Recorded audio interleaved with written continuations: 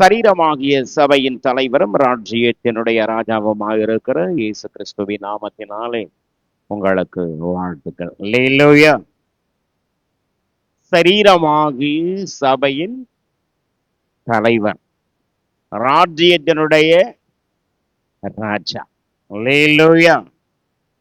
இந்த வார்த்தை எனக்கு கிடைச்சப்ப எனக்கு ரொம்ப சந்தோஷமாச்சு. சரீரமாகிய சபை, ஆமென், அதனுடைய தலைவர், சபையின் தலைவர், சபைக்கு தலை கிறிஸ்து. நாம் எல்லாம் கிறிஸ்துவனுடைய சரீரம், பாடி. நாம் எல்லாம் யாரு? கிறிஸ்துவனுடைய அவயவங்கள், கிறிஸ்து உடலின் தலை. அல்லேலூயா. Praise the Lord. தேவன் நம்மை ஆசீர்வதிப்பார். எபிரேயர் நிருபம் ஆக்கியோன் யார் என்று நமக்கு தெரியாது. ஆத்தர் யார் என்று எபிரேய நிருபத்தின் ஆரம்பத்தில் முகவுரையில் குறிப்பிடப்படவில்லை. ஆனால் எபிரேயர் நிருபத்தை ஆக்கியவர் பரிசுத்த ஆவியானவர். அல்லேலூயா. எல்லா ஆகமங்களுமே, முழு வேதாகமுமே தேவனுடைய எழுத்துக்கள் தான். ஆனா விசேஷமா இந்த எபிரேயர் நிருபத்துல மட்டும் எழுதினது யார், ஆத்தர் யாருன்னு நமக்கு தெரியும். ஆத்தர் யாருன்னு நமக்கு நல்லா தெரியும். ஆத்தர் யாருன்னு நமக்கு தெரியாது, ஆனாலும் தெரியும் முழு வேதாகமத்திற்கும் ஆத்தர் கர்த்தர். அல்லேலூயா. சார், தேவனுடைய ஜனமே, எபிரேயர் நிருபம் ரொம்ப விசேஷ தன்மை உள்ளது என்று நாம் புரிஞ்சு கொள்ளணும். எபிரேயருடைய நிருபத்தில் கிறிஸ்துவினுடைய மேன்மையையும், கிறிஸ்துவினுடைய இளைப்பாறுதலையும், கிறிஸ்துவே தேவனுடைய வீட்டிற்கு அனைத்திற்கும் அவரே ஆக்கியோன் என்பதையும், இந்த வீடும் ஒருவனால் கட்டப்படும், வீட்டுக்கு மேற்பட்டவர் கிறிஸ்து, அதுபோல மெல்கிசேதேக் என்பவனை பற்றி எபிரேயர் நிருபத்தில் 7-8 அதிகாரங்களில் வாசிக்கிறோம். இந்த மெல்கிசேதேக் ஒரு மிஸ்டரியஸ் கேரக்டர். எவ்வளவுதான் நாம் கற்றாலும் படிச்சாலும் மெல்கிசேதேக்கை பற்றி இதுதான் என்ற ஒரு முடிவுக்கு வர முடியாது. அவ்வளவு டீப் ஸ்டடி. எதை குறிச்சு? மெல்கிசேதேக்கை பற்றி எவ்வளவுதான் கற்றாலும் ஒரு முடிவுக்கு வர முடியாது. அவ்வளவு மிஸ்டரியஸ் கேரக்டர் தான் யாரு? மெல்கிசேதேக். அது மட்டுமல்ல, ரத்தம் சிந்துதல் இல்லாமல் பாவ மன்னிப்பு இல்லை என்பதை பழைய ஏற்பாட்டோடு பொருத்தி பலிகள் எல்லாம் எப்படி கிறிஸ்துவுக்குள் நிறைவேறினது என்பதை எபிரேயருடைய நிருபம் சரியாய் நமக்கு போதிக்கிறது. அது மட்டுமல்ல, எபிரேயருடைய நிருபத்திலே முக்கியமா அந்த 6ஆம் அதிகாரத்துல வரும் பொழுது பூரணராகும்படி நாம் கடந்து போவோம். எப்படி கடந்து போகணும்? பூரணராகும்படி கடந்து போவோம். போட்டு அஸ்திவாரத்தையே நாம மீண்டும் போடாமல், அரைச்சமாவே அரைக்காம, அல்லேலூயா, பூரணராகும்படி கடந்து போவோம். கைகளை வைக்குதல், ஞான ஸ்நானம், இவைகளையே மீண்டும் மீண்டும் இவைகளையே சொல்லிக் கொண்டிராமல், ஆமென், பூரணராகும்படி நாம் என்ன செய்வோம்? கடந்து போவோம். எபிரேயர் நிருபத்தினுடைய 12 அதிகாரங்களில் 11ஆம் அதிகாரம் ஆஸ்ட் ஆஃப் த ஹீப்ரூஸ், 11ஆம் அதிகாரம் விசுவாச வீரர்களுடைய பட்டியல் இடம்பெற்றிருக்கிறது. 11ஆம் அதிகாரம் எபிரேய நிருபத்தினுடைய இதய பகுதி என்று நாம் சொல்லலாம். அல்லேலூயா. அதிலே விசுவாசம், விசுவாசத்தினாலே என்ற வார்த்தைகள் 20க்கு மேற்பட்ட முறையில் இடம்பெறுகிறது. விசுவாச வீரர்களுடைய பட்டியல். ஆமென். எபிரேயருடைய நிருபத்தில் தேவனுடைய மகத்துவங்களை, கிருபையின் மகத்துவங்களை காணலாம்.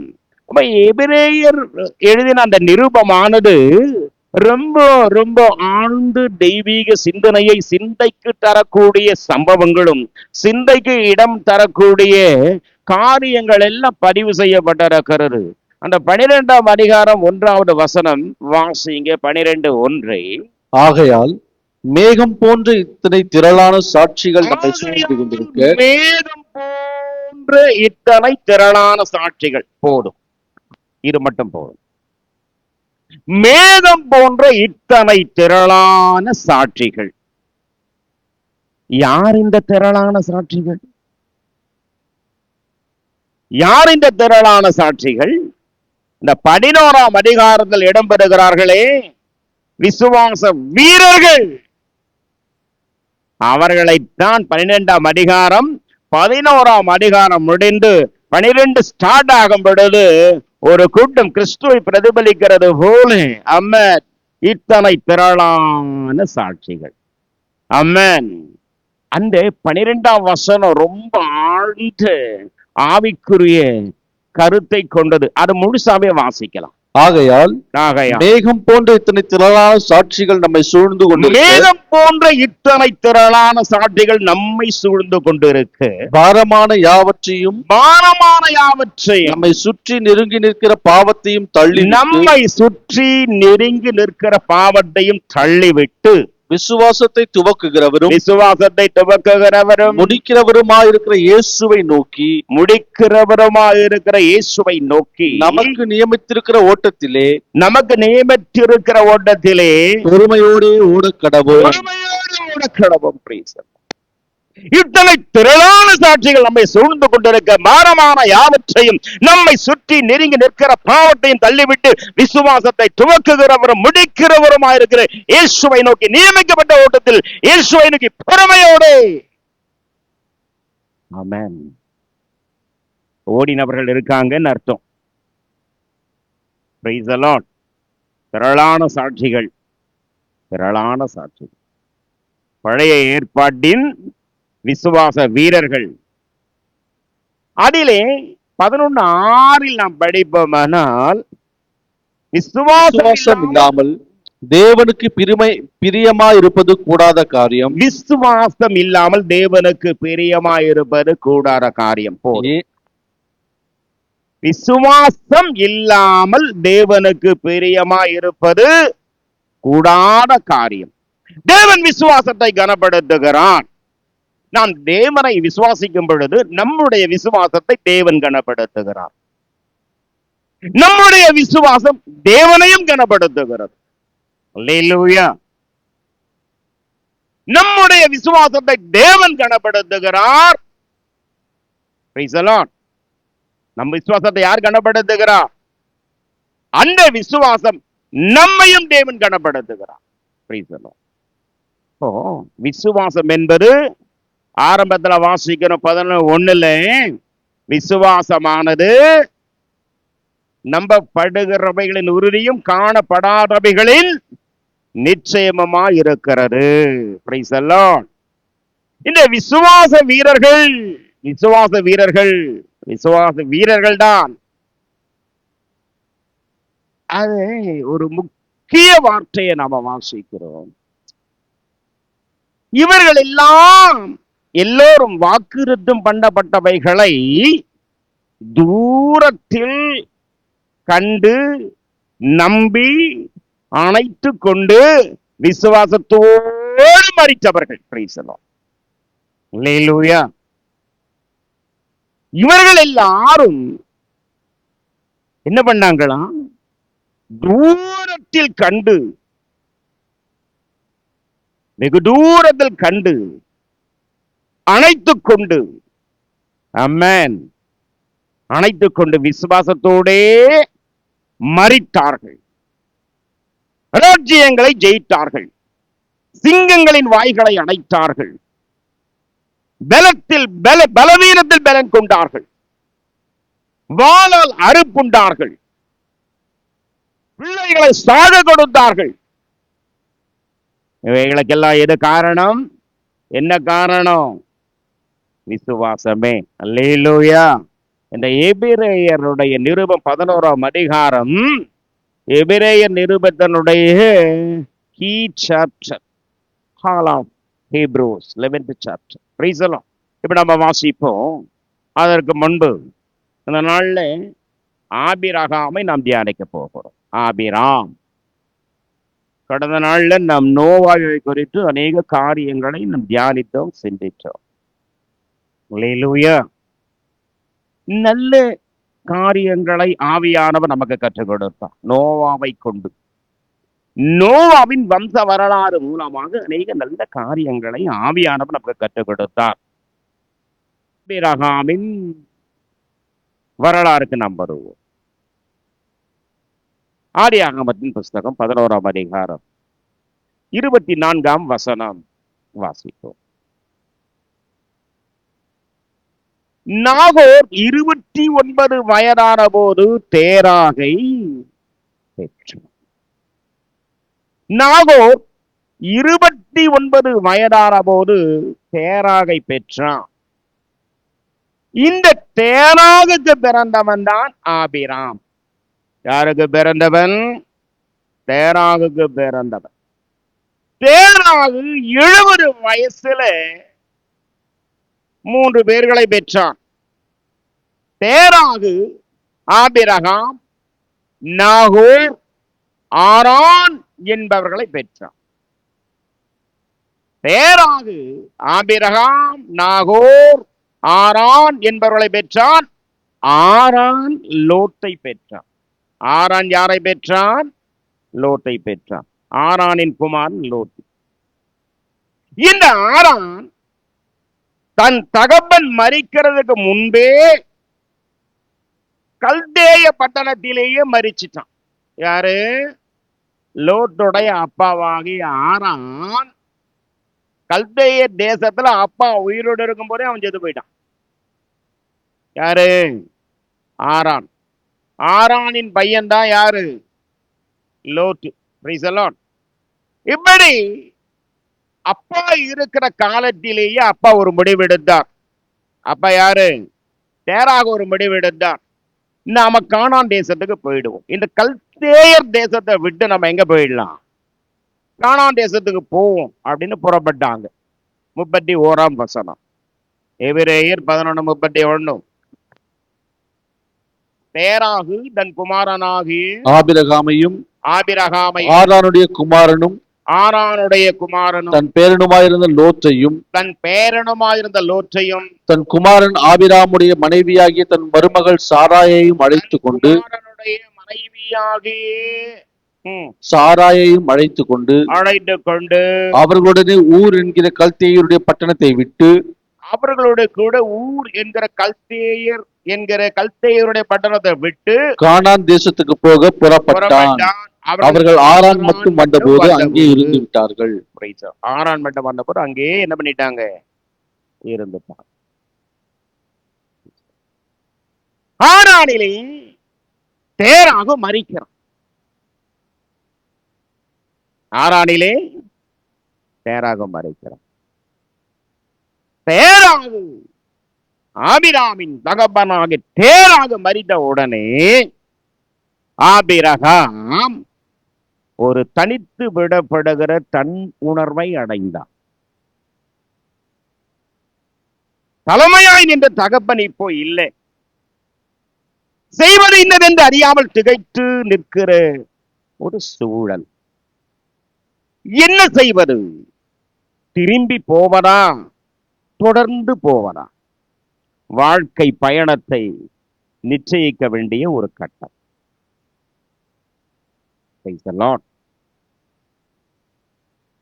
இந்த நேரம்தான் தேவன் ஒரு சந்தர்ப்பத்தை எடுத்துக்கொண்டார். அல்லேலூயா. இந்த நேரத்தில் தேவன் இந்த சந்தர்ப்பத்தை பயன்படுத்தி கொண்டார். சில நேரங்களில் சிலருடைய தொடுகைக்கும் ரட்சிப்புக்கும் அவர்கள் சூழ்நிலை காரணமாக அமையும். அல்லேலூயா. புரியுதுங்களா? சில சூழ்நிலைகள், பேட் சிச்சுவேஷன்ஸ், மோசமான சூழல்கள் ரட்சிப்பு காரணமாக தேவன் பயன்படுத்திக் கொள்வார். அல்லேலூயா. இப்போ நடுவழியில் தகப்பன் மரித்து விட்டான். அதனுடைய 32ஆம் வசனம். நாட்கள் 205 வருஷம் 205 வருஷம் தேராகு ஆரானிலே மரித்தான். ஆரானிலே முடிஞ்சு போச்சு. ஆரானிலே மரிச்சுட்டான். ஆரான் வரைக்கும் வந்தாங்க. கல்தேயர் பட்டணத்துல இருந்து புறப்பட்டு வரைக்கும் வந்தாங்க. ஆரான் வரைக்கும் வந்தாங்க. ஆரானிலே தேராக மடைய போட்டார். இப்போ ஆபிரகாம் என்ன செய்வதென்று புரியாமல் திகைத்து தவித்து இருக்கிறான். திரும்பி போவதா, தொடர்ந்து போவதா? இந்த சிந்தனையில ஆழ்ந்த ஒரு சிந்தனையிலே ஆழ்ந்து அமிழ்ந்து கொண்டிருக்கிற ஆபிரகாம். ஆனா அதற்கு முன்னே அவனுடைய குல தொழில் என்னன்னா விக்கிரகங்களை செய்வது, மேனுஃபேக்சர். விக்கிரகங்களை செய்வது, விக்கிரகங்களை விற்பது. ஆமென். அவருடைய தொழில், குலத்தொழில் இவைகளை உண்டு பண்ணுவதும், இவைகளை செய்வதும், விற்பனை செய்வதும். அந்த நாட்கள்ல ஆபிரகாமுடைய மனசுல ஒரு எண்ணம். அப்பா அவன் சேர்ந்து விதவிதமான, வினோதமான, அழகழகான டிசைனா தேவர்களை என்ன பண்ணுவாங்க? உண்டு பண்ணுவாங்க. உண்டு பண்ணி அவைகளை விற்பாங்க. அவர் வருவான். அவருக்கு தேவையான ஒரு விக்கிரகத்தை என்ன செய்வான்? விலை கொடுத்து வாங்கி கொண்டு போவான். ஆபிரகாம் பார்த்தான். 1000 பொருட்கள் தன் கடையில் படைக்கப்பட்டிருக்கிறது. ஜனங்கள் அவர்களுக்கு விருப்பமான ஒரு தெய்வத்தை விலை கொடுத்து வாங்கி கொண்டு போறான். ஆபிரகாம் யோசிச்சான், நமக்கென்று ஒரு தெய்வம் வேணும். அப்பா நானும் நிறைய விக்கிரகங்களை செஞ்சு நாங்க விற்கிறோம், தெய்வங்களை செஞ்சு நாங்க விற்று கொண்டு இருக்கிறோம். எங்களுக்கு ஒரு தெய்வம் வேணும். அப்போ ஆபிரகாம் பார்த்தான், இந்த தெய்வம், இந்த தெய்வம், இந்த விக்கிரகம், இந்த பொம்மை நல்லா இருக்கு. இதை என் குல தெய்வமாய் தேர்ந்தெடுத்துக் கொள்ளலாமா? ஆனா பிடிக்கல. ஆனா அவன் மனசு எந்த தெய்வம் எதுவுமே அவன் மனசுக்கு ஒரு சாட்டிஸ்பாக்சன் கொடுக்கல. அல்லேலூயா. நம்ம சகோதரிகள் சாரி வாங்க போனாங்கன்னா, கடைக்காரன் இந்த பெண்களை பார்த்த உடனே அவனுக்கு ஒரு டயர்ட்னஸ் வந்துடும். எல்லாம் பார்ப்பான், எல்லா புடவையும் பார்ப்பான். அவன் எல்லாம் இது எடுங்க, அது எடுங்க, அந்த ரோல அந்த புடவை எடுங்க, இந்த ரோல இந்த புடவை எடுங்க, எல்லாம் எடுத்து பாட்டு எதுவுமே என்ன ஆகாது. வேண்டாம், எதுவுமே பிடிக்கல. வேற செக்ஷன் போலாம், இல்ல வேற கடை போலாம். எதுவுமே பிடிக்கல. வேற இல்லம்மா இவ்வளவுதான் இருக்கு, ஸ்டாக் இவ்வளவுதான் இருக்கு. அவங்க மனசுல எதுவுமே என்ன இல்ல, எதுவுமே சாட்டிஸ்ஃபைடு ஆகல, மனசுக்கு எதுவுமே பிடிக்கல. இதுபோல ஆபிரகாம், எனக்கென்று ஒரு தெய்வம் வேணுமே, குல தெய்வமா நான் எதை தேர்ந்தெடுப்பது? இந்த தெய்வம் ஓகே, இது கொஞ்சம் நெட்டையா இருக்கு, பரவாயில்லை, சரி இதை விட ஒரு நல்ல தெய்வத்தை பார்க்கலாமே. அடுத்ததை பார்க்கிறான், அதிலே ஏதோ ஒரு குறையை காண்கிறான். சரி, அந்த கடைசியா மூலையில ஒண்ணு இருக்கேன், அங்க போய் பார்க்கிறான். அதுவும் என்னவோ அவனுக்கு பிடிக்கல. இந்த நேரம் தான் ஆண்டவர் பார்த்தார், உள்ளத்தை ஆராய்ந்து அறிகிறவர், இருதயங்களை பார்க்கிறவர் பார்த்தார். ஆபிரகாமுக்கு ஒரு தேவன் வேணும். அல்லேலூயா. ஆபிரகாமுக்கு என்ன வேணும்? ஒரு தேவன் வேணும். அல்லேலூயா. இந்த சந்தர்ப்பத்தை ஆண்டவர் பயன்படுத்திக் கொண்டார். அப்பதான் ஆண்டவர் ஆபிரகாமே, அல்லேலூயா, ஜீவனுள்ள தேவன், சர்வ சிருஷ்டிகர், சர்வ வியாபி, சர்வஞானி, சர்வ வல்லமை உள்ளவர், எங்கும் நிறைந்தவர் ஆபிரகாமே என்று என்ன செய்கிறார்? அழைத்தார். ஆபிராமே என்ற அந்த அழைப்பில் தான் தேவனுடைய மகத்துவ கிருபை இருக்கிறது நாம புரிஞ்சுக்கிறோம். அல்லேலூயா. இப்ப வாசிங்க 12ஆம் அதிகாரம் 1ஆம் வசனம்.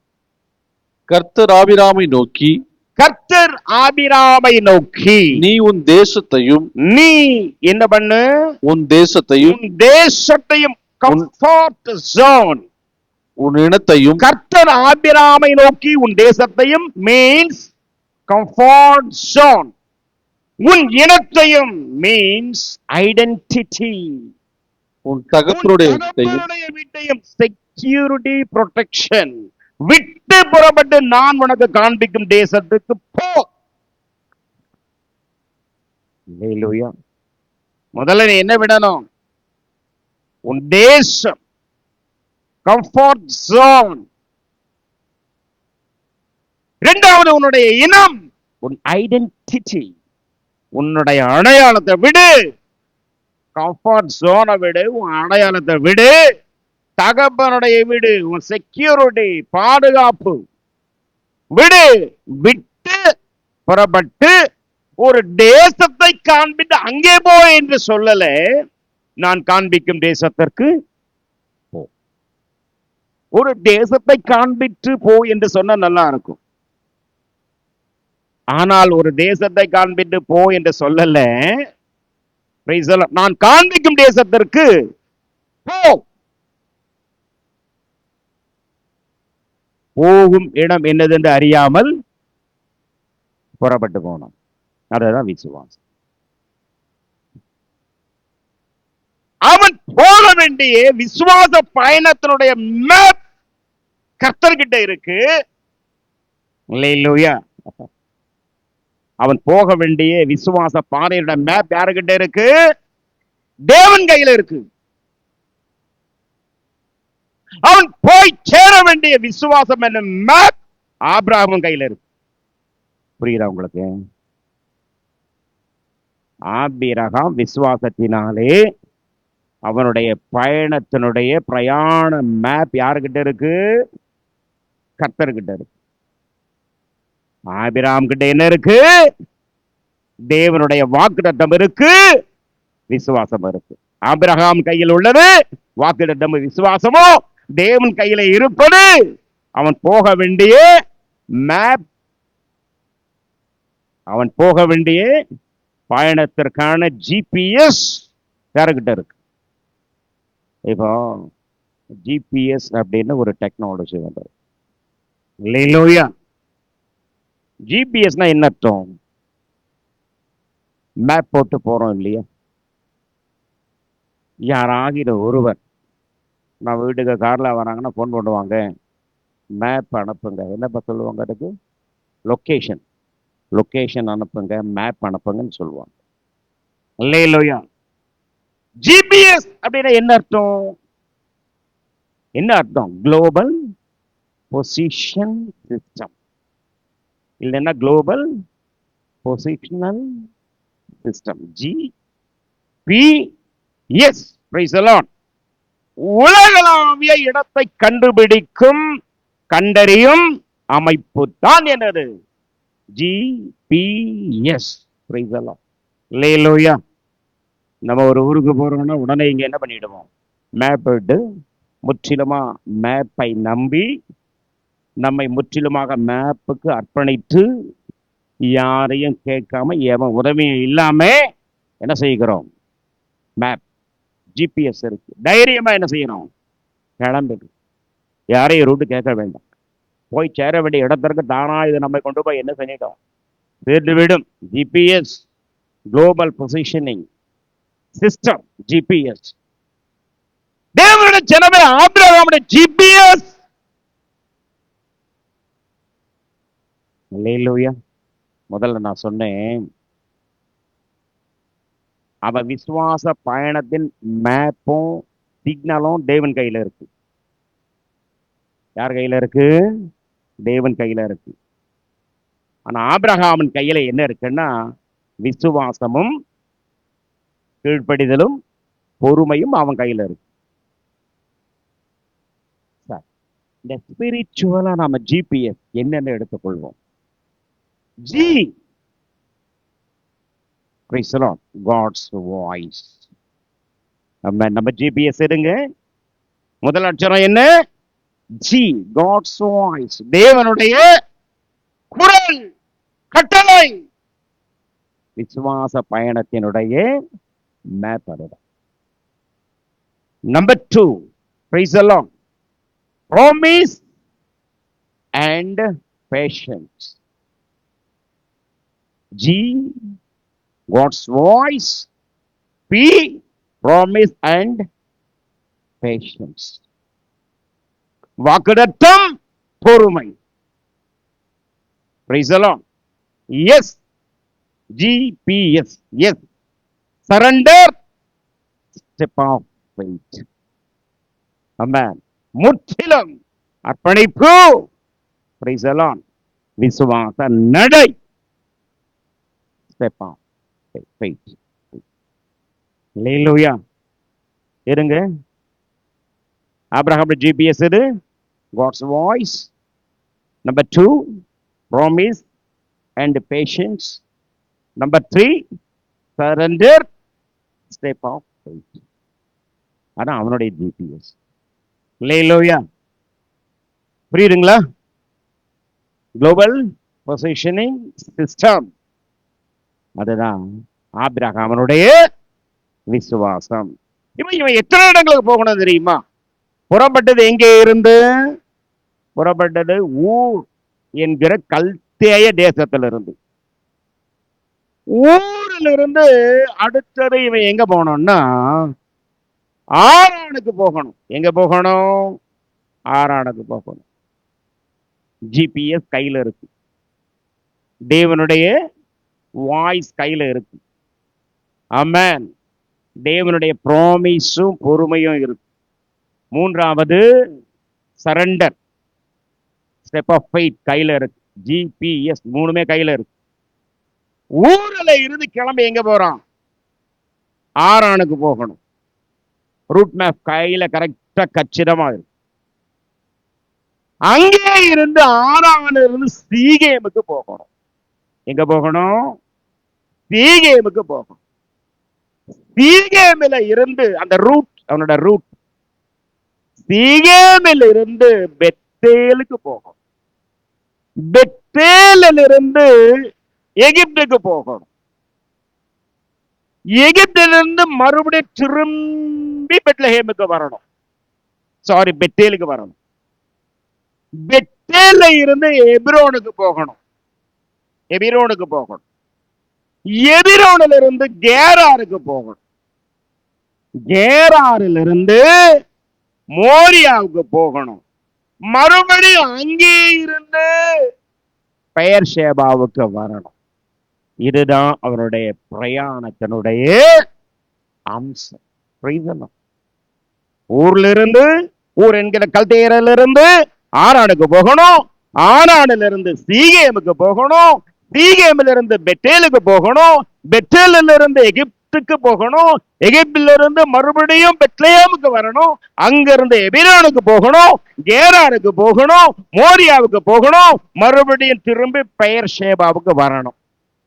12 தொடங்கி 25 அத்தியாயங்கள் வரையிலும் ஆபிரகாமின் பயண விவரங்கள், ஸ்டேஜஸ் ஆஃப் பிளேசஸ் இவைகள் தான். அல்லேலூயா. அவங்ககிட்ட என்ன இருக்கு? அவங்ககிட்ட என்ன இருக்கு? ஜிபிஎஸ். அல்லேலூயா. என்ன ஜிபிஎஸ்? தேவனுடைய சட்டம். தேவனுடைய சட்டம் இருக்கு. தேவனுடைய வாக்குத்தத்தம் இருக்கு. அல்லேலூயா. அர்ப்பணிப்பு இருக்கு. முழுமையான அர்ப்பணிப்பு இருக்கு. விசுவாச நடை இருக்கு. இதுதான் அவனுடைய ஜிபிஎஸ். பரலோகத்துக்கு நம்முடைய ஜிபிஎஸ். ஜிபிஎஸ் என்ன? Global positioning system, map, signal. அல்லேலூயா. ஆவிக்குரிய பயணம். நாம எங்கே இருந்து எங்கே போகிறோம்? நாம எங்கே இருந்து எங்கே போகிறோம்? பையூரில் இருந்து பொய்யூர் வந்து குடியிருக்க கேட்கும் மானிடனே, மெய்யூறு உண்டு தெரியுமா? அது போக வழி நீ அறிவாயா? இயேசு இயேசு இயேசு, அந்த மெய்யூருக்கு வழி இயேசு. நம்ம எங்க இருந்தோம்? பையூர்ல இருந்தோம். 10 மாசம் பையூர்ல இருந்தோம். அங்க இருந்து இப்ப நம்ம எங்க வந்திருக்கோம்? பொய்யூருக்கு வந்திருக்கோம். இது என்ன ஊரு? பொய்யூர். எப்ப என்ன நடக்குன்னு தெரியும்? பொய், எல்லாமே பொய். பையூர்ல இருந்து பொய்யூர் வந்திருக்கும். அல்லேலூயா. என்னெல்லாம் கோலம், என்னெல்லாம் வேஷம். பொய்யூர்ல வந்து நம்ம காண்பிக்கிற சர்க்கோஸ், கொஞ்ச நெஞ்சமான சர்க்கோஸா காட்டுறோம். வீட்டுல ஆனாலும், சபையில ஆனாலும், வெளியில ஆனாலும்.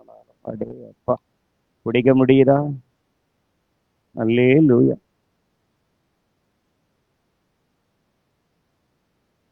பொய்யூர்ல எத்தனை மாசம் இருந்தோம்? 9 மாசம் 9 நாள். ஏதோ கணக்கு சொல்றாங்க. 9 மாசம் 9 நாள். பெனிடாவுக்கு தெரியும், ஏன்னா நம்ம டாக்டர் இல்லையா. ஏதோ 3 nights வரும் இல்லைம்மா, அப்படிதானே? 3 nights வரும். 9 மாசம் 9 நாட்கள் 9 மணி நேரம் சொல்றோம். அதை சைக்காட், அதை நான் சொல்றேன் அடுத்த வாரத்தில். அது நம்ம விஷயமில்ல இருந்தாலும். அல்லேலூயா. சரி, 10 மாசம் பேசலாம். நம்ம பெனிட்டா பிரெக்னெண்டா இருக்கும்போது, பெண்ணா இருந்தா லேட் ஆகுமா? லேட் ஆகும். லேட் ஆச்சுன்னா என்னது? பெண் குழந்தை. சீக்கிரமா போறதா ஆண் குழந்தை. இவங்க 2 பேருக்குள்ள பெரிய கன்ஃபியூஸ். லேட் ஆகுது. லேட் ஆனா என்ன குழந்தை? பெண் குழந்தை. லேட் ஆகுது. இவங்களுக்கு என்ன வேணும்? என்ன குழந்தை வேணும் இவங்களுக்கு? ஆண் குழந்தை. இந்த நாட்களுடைய நீளத்தையும் அகலத்தையும் உயரத்தையும் வச்சு ஆனா பெண்ணா அப்படின்னு இவங்க என்ன பண்றாங்க? கணிக்கிறாங்க. ஆணோ பெண்ணோ ஒரு ஜீவனை உலகத்துக்கு கொண்டு வந்து, ஒரு ஜீவனை உலகத்துக்கு அறிமுகப்படுத்தி, அடுத்தவனை அடுத்தவளை என்னெல்லாம் கோலங்கள் கட்டி, என்னெல்லாம் இம்சைகள் படுத்தி, ஐயோ இந்த ஜீவன் ஏன் தான் உலகத்துக்கு அறிமுகப்படுத்தினோமோ அப்படின்ற நிலைமை சிலருக்கு உருவா. அல்லேலூயா. காரணம் நம்முடைய வளர்ப்பு. நம்ம பிள்ளைகள் யாராகணும்? நான் இப்போ 24 மணி நேரம் திருவாக்கிட்ட சண்டை போட்டுக்கிட்டு இருந்தா, அது என்கிட்ட சண்டை போட்டு ஒரே குடும்ப சண்டை சச்சரவா இருந்தா, நான் இப்படி பிளான் பண்ண முடியாது. நாளைக்கு என் பையன் எவ்வளவு புருஷனா போறானோ, அமைதியா இருக்கணும், சமாதானமா இருக்கணும், சந்தோஷமா இருக்கணும், அன்பா இருக்கணும், ஐக்கியமா இருக்கணும், நல்ல மாதிரியா இருக்கணும்னு நான் எதிர்பார்க்க முடியுமா?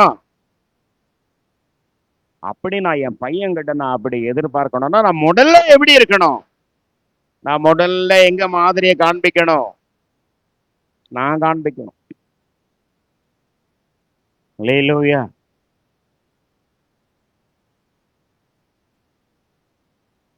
நான் என் மனைவியை போட்டு அடிக்கிறவனா இருந்தா பாட்டு என் பையன் வளர்றான். நாளைக்கு நான் சொல்லக்கூடாது, நீ முன்னாடி அடிக்க நான் சொல்ல முடியுமா? அவன் அடிப்பானா அடிக்க மாட்டானா? அடிப்பானா அடிக்க மாட்டானா? பேச மாட்டீங்க. நீங்க பேச மாட்டீங்க, எனக்கு தெரியும். அல்லேலூயா. இப்போ நான் என் மனைவியை திட்டுறதும் அடிக்கிறதும் பார்த்து பார்த்து அவன் வளர்றான். வளர்ந்து நாளைக்கு வளர்ந்து அவனுக்கு நாங்கள் ஒரு கல்யாணம் பண்றோம். எதை பார்த்து வளர்ந்துருக்கான்? சண்டை, சச்சரவு, அடி, இதெல்லாம் பார்த்து வளர்ந்துருக்கான். நாளைக்கு இதையே அவன் குடும்பத்துல என்ன பண்ணுவான்? ஸ்டார்ட் பண்ணுவான். அது அவனுக்கு ஒரு பெரிய விஷயமா தெரியும். போற இடத்துல எவ்வளவு சொல்லுவான்? நான் வளர்த்துருக்காங்கப்பா பையன். என்ன வளர்ப்பு வளர்ந்துருக்காங்க பொண்ணு. நம்ம ஜிபிஎஸ் சிஸ்டம் கெட்டு போயிருக்குன்னு அர்த்தம். அல்லேலூயா.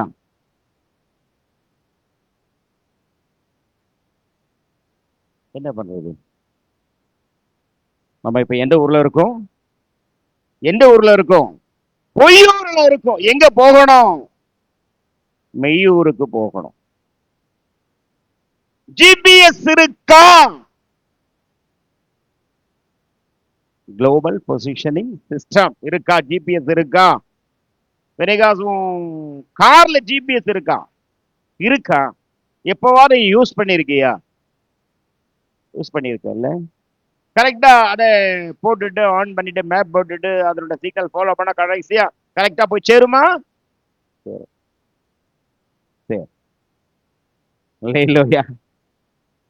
நம்முடைய ஜிபிஎஸ் பரலோகத்துக்கு போய் சேரணும்னா நமக்கு ஒரு ஜிபிஎஸ் இருக்கு.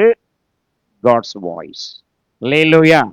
தேவனுடைய வாக்கு, வார்த்தை, சத்தம், audible voice. Praise the Lord. எழுதப்பட்ட வார்த்தைகள், ரிட்டன் வேர்ட்ஸ். இரண்டாவது தேவனுடைய ப்ராமிஸ், வாக்குத்தத்தம். தேவனுடைய வாக்குத்தத்தம் வருது. மூன்றாவது அர்ப்பணிப்பு, ஸ்டெப் ஆஃப் ஃபெய்த். விசுவாச நடை, விசுவாச அடி. அல்லேலூயா. இந்த ஜிபிஎஸ் இருந்தா நம்ம எங்க போய் சேரலாம்? எங்க போய் சேரலாம்? பரலோகம் போய் சேரலாம். இந்த பிரயாணங்களிலே 9 இடங்களை 9 ஸ்டேஜஸ் கடக்கணும். ஆபிரகாம் இந்த ஜிபிஎஸ் வச்சுக்கிட்டு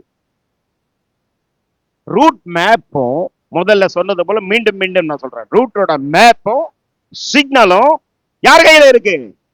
தேவன் கையில இருக்கு. அவன் கையில தேவன் என்ன கொடுத்தார்? விசுவாசமும் வாக்குத்தத்தமும் கொடுத்தான். அல்லேலூயா. போகும் இடம் என்னதென்று அறியாமலே போம். இப்போ இன்னும் விசுவாசத்தினாலே சாரால் வாக்கு தத்தம் பண்ணினவர் உண்மையுள்ளவர் என்று நம்பி. சரி, அது இருக்கட்டும். இப்ப சாராளை பற்றி ஒரு முக்கிய விவரணம் நான் சொல்றேன். திடீரென்று தன் கணவன் ஆபிராம், அடியே சாரா, ஒரு சட்டம் நான் கேட்டேன். நீ இந்த கம்ஃபர்ட் ஜோனை விட்டு, உன் ஐடென்டிட்டியை விட்டு, புரியுதா, செக்யூரிட்டியை விட்டு, ஒரு சட்டம் அவர் தேவன் போல் தோன்றுகிறது. நம்மை பயணப்பட்டு அடியெடுத்து பிரயாணம் செய்ய சொல்லுகிறது. நாம் புறப்பட்டு போவோம் அப்படின்னு ஆபிராம் யாருக்கிட்ட சொல்றான்? சாராள் கிட்ட சொல்றான். சாராள், நீ ஒரு பைத்தியக்காரன். ஏற்கனவே எங்க மாமனார் உங்க அப்பா மண்டைய போட்டான். இந்த குழப்பத்தில, இந்த பயத்தில நீ ஏதோ பிறற்றுகிற. உன்னை நம்பியாலும் நான் வர முடியும். வார்த்தையில எனக்கு நம்பிக்கை இல்லை. சும்மா ஏதோ ஒரு சத்தம் கேட்டுதான் உடனே அந்த சத்தம், ஆளை பாட்டியா, சொன்னவர் முன்னே தோன்றினாரா, எனக்கும் காட்டு, நானும் பார்க்கட்டும். இல்ல, அந்த சத்தம் நானாவது கேட்கட்டும், அப்ப நான் உன் கூட என்ன செய்யறேன், கிளம்பி வர. ஆனா உண்மையிலேயே சாராள ரொம்ப ரொம்ப பாராட்டணுங்க. காரணம், அந்த அவ புருஷன் மேல அவளுக்கு இருந்த அந்த கான்பிடன்ஸ், எல்லாம் சம்மதிக்கணும், ஒத்துக்கொள்ளணும். அப்போ அந்த புருஷன் மேல அவளுக்கு இருந்த கிரெடிபிலிட்டி, புரியுதா உங்களுக்கு? ஹலோ, புருஷன் மேல, தன் கணவன் மேல அவளுக்கு இருந்த கிரெடிபிலிட்டி, அந்த நம்பகத்தன்மை, என் புருஷன் எதை செஞ்சாலும் எப்படி செய்வாரு? சரியா செய்வார். அல்லேலூயா. என் வீட்டுக்காரன், என் புருஷன் எதை செஞ்சாலும் சரியா இருக்கும், சரியா தான் செய்வாரு. ஒரு முடிவு எடுத்தா சரியான முடிவு தான் எடுப்பாரு. அப்படின்னா அவள் நம்பகத்தன்மைக்கு என்ன காரணம்? யார் காரணம்? விசுவாசம் இல்லை, ஆபிரகாம் காரணம். அப்படின்னா என்ன அர்த்தம் புரியுதா உங்களுக்கு? ஆபிரகாம் எதையாங்கள சொன்னா சரியா இருக்கும். புரியுதா ஜெமி? நான் சொல்றது புரியுதா? உங்க வீட்டுக்காரன் ஏதாவது ஒரு முடிவெடுத்தா சரியா இருக்குமா? இருக்குமா? நம்பலாமா? ஒரு கிரெடிபிலிட்டி இருக்கா? அர்ப்பணம் இருக்கா? என் புருஷன் எதை செஞ்சாலும் சரியா தான் செய்வார், எதை சொன்னாலும் சரியா தான் செய்வார், அவர் ஒரு முடிவு எடுத்தா நல்லா தான் இருக்கும், நம்பி போலாம் அப்படின்ற ஒரு கான்பிடென்ட் ஒரு மனைவியா உன் புருஷன் மேல இருக்கா? அல்லேலூயா, அல்லேலூயா சொல்லுங்க. அடுத்த சாரா, பெனிடா என்கிற சாரா, உன் புருஷன் ஏதாவது ஒரு முடிவெடுத்தா சரியா எடுப்பாரா? நம்பலாமா? ஏதாவது அவர் சொன்ன சரியா இருக்குமா? சரியா சொல்லுவாரா? சரி, சரியா இருக்கும்ல. அப்ப ஒரு கிரெடிபிலிட்டி வச்சிருக்கியா உன் புருஷன் மேல? எங்க வீட்டுக்காரரு என்ன சொன்னாலும் சரியா இருக்கும், எதை செஞ்சாலும் சரியா இருக்கும், ஒரு முடிவெடுத்தா நல்லா இருக்கும். நீ அதை are you believing that? Confident இருக்கா? அல்லேலூயா.